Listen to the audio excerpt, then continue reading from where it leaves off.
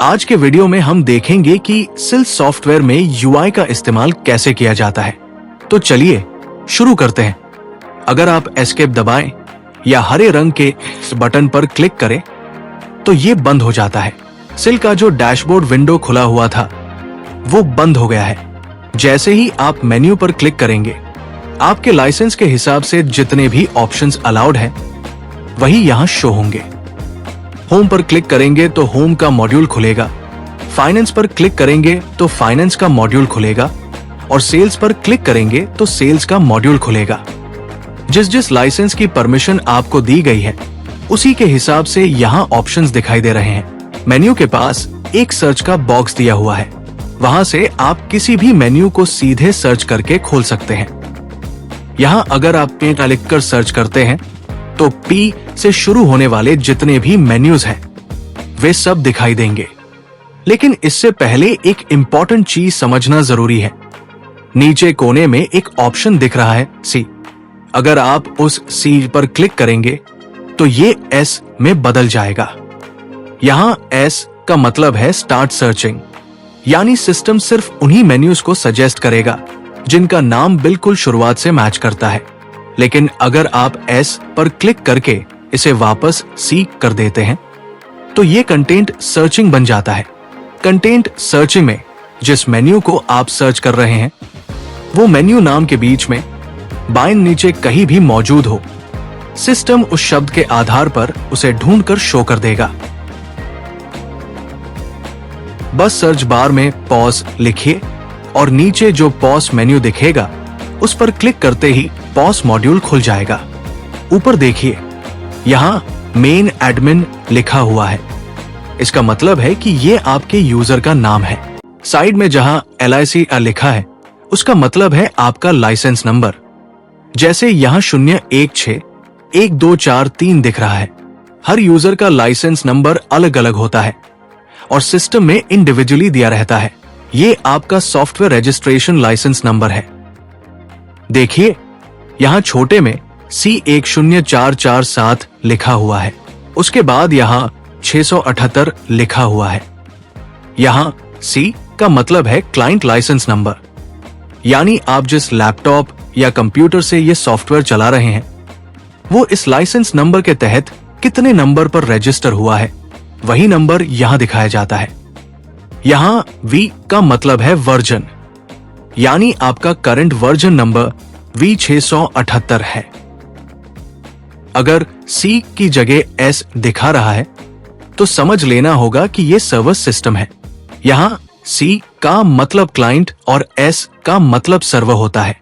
Heart वाले quick menu पर click करें, एक छोटा बॉक्स खुलेगा। उस बॉक्स के अंदर राइट क्लिक करें। अब कॉन्फ़िगरेशन पर क्लिक करें। जैसे ही आप कॉन्फ़िगरेशन पर क्लिक करेंगे पूरी मेन्यू लिस्ट आपके सामने आ जाएगी। राइट साइड में एक ड्रॉप डाउन दिखेगा, उसमें क्लिक करें, पूरी मेन्यू लिस्ट खुल जाएगी।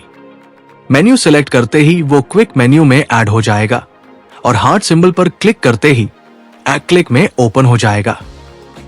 क्विक मेन्यू के पास जो बटन दिख रहा है उस पर क्लिक करते ही एक रंग चुनने का बॉक्स खुला हो जाता है। यहां से आप अपनी पसंद का कोई भी कलर चुन सकते हैं। कलर सिलेक्ट करने के बाद ऐड पर क्लिक कर दीजिए। जिस मेन्यू को आपने चूज किया है वो मेन्यू उसी रंग में हाईलाइट हो जाएगा। इसके बाद हम यहाँ पॉज वाले ऑप्शन पर क्लिक करेंगे और क्लिक करते ही हम सीधे पॉज स्क्रीन पर पहुंच जाएंगे।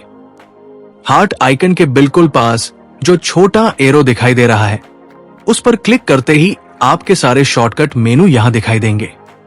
लेकिन एक बात ध्यान रखनी है, शॉर्टकट मेनू तभी दिखाई देगा जब आप सॉफ्टवेयर को एक बार बंद करके फिर से लॉगिन करेंगे।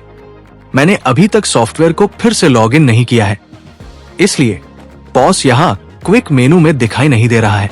जैसे ही मैं सॉफ्टवेयर को बंद करके दोबारा लॉगिन करूंगा पॉज अपने आप क्विक मेनू में दिख जाएगा। हार्ट आइकन के पास जो छोटा घड़ी का आइकन दिख रहा है ये हिस्ट्री देखने के लिए इस्तेमाल होता है।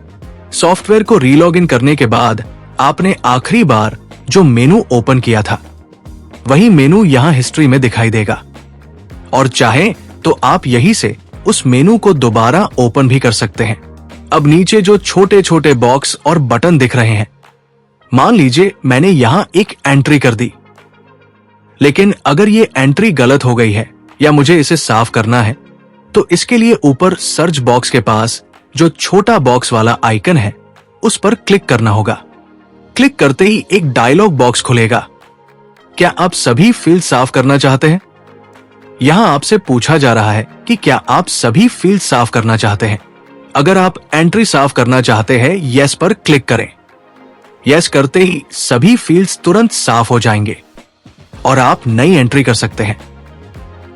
इन छोटे छोटे बटन के अंदर शॉर्टकट कीज पहले से दी हुई होती है।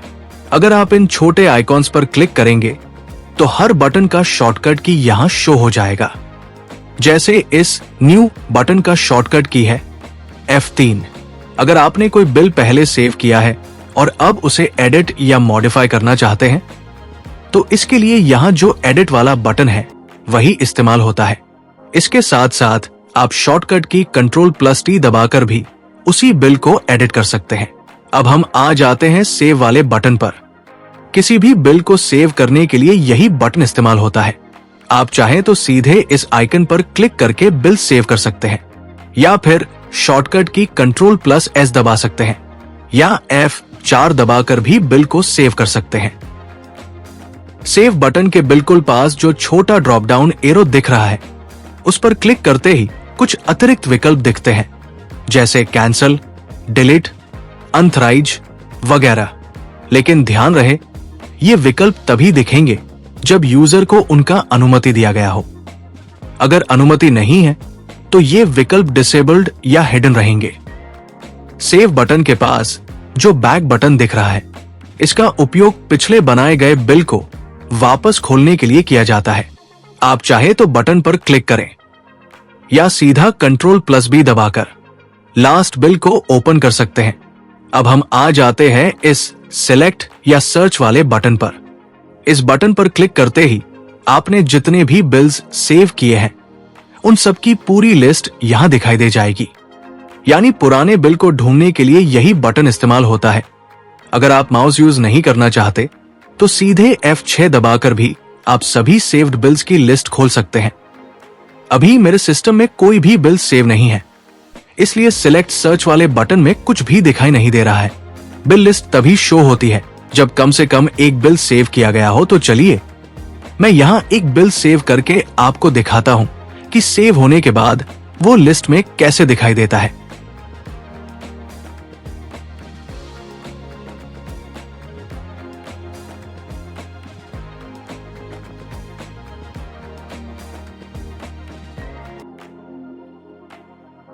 देखिए, मैंने जो बिल अभी सेव किया था वो यहां लिस्ट में दिखाई दे रहा है।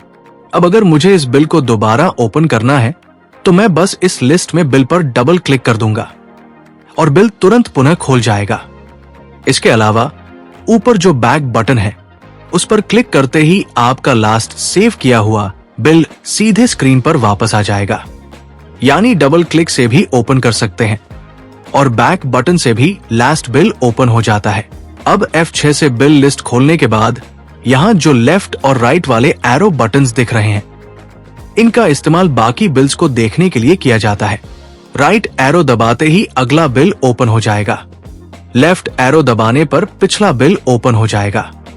राइट एरो के बाद जो छोटा एरो है, ये आपको सीधे सबसे आखिरी बिल पर ले जाता है। लेफ्ट एरो के आगे जो छोटा एरो है, ये आपको सीधे सबसे पहला बिल दिखाता है, यानी सिस्टम में सेव किया हुआ सबसे पुराना बिल।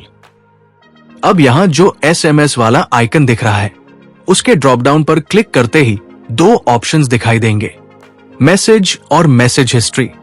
मैसेज वाले ऑप्शन को सिलेक्ट करने पर आप किसी कस्टमर को डायरेक्ट SMS भेज सकते हैं। मैसेज हिस्ट्री वाले ऑप्शन में आप देख सकते हैं कि आपका भेजा हुआ मैसेज सफलतापूर्वक गया है या नहीं।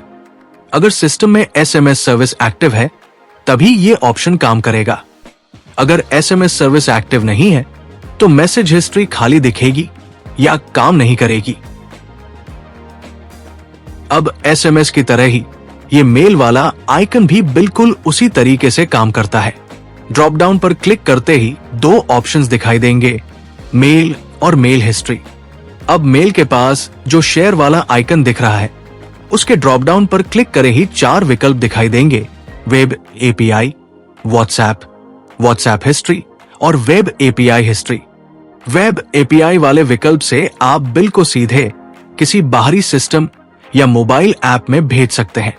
ये सबसे महत्वपूर्ण काम है जब वेब एपीआई सेवा सक्रिय हो।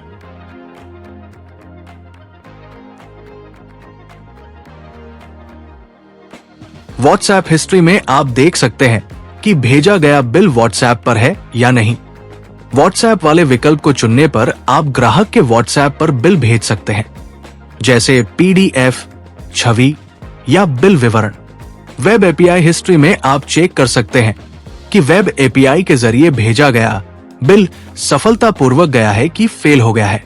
अब मेल के पास जो प्रिंट वाला आइकन है, उस पर क्लिक करते ही आपको प्रिंट निकालने के कई अलग अलग फॉर्मेट्स दिखाई देंगे।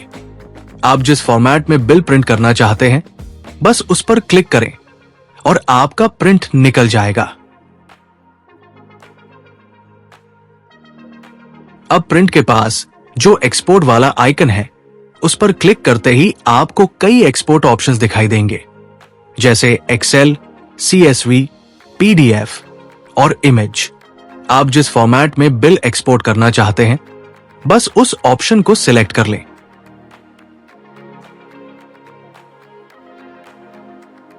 अब यहां एक्सपोर्ट वाला सेक्शन अभी खाली दिख रहा है, इसलिए एक्सेल या सीएसवी जैसे ऑप्शंस ही दिखाई दे रहे हैं।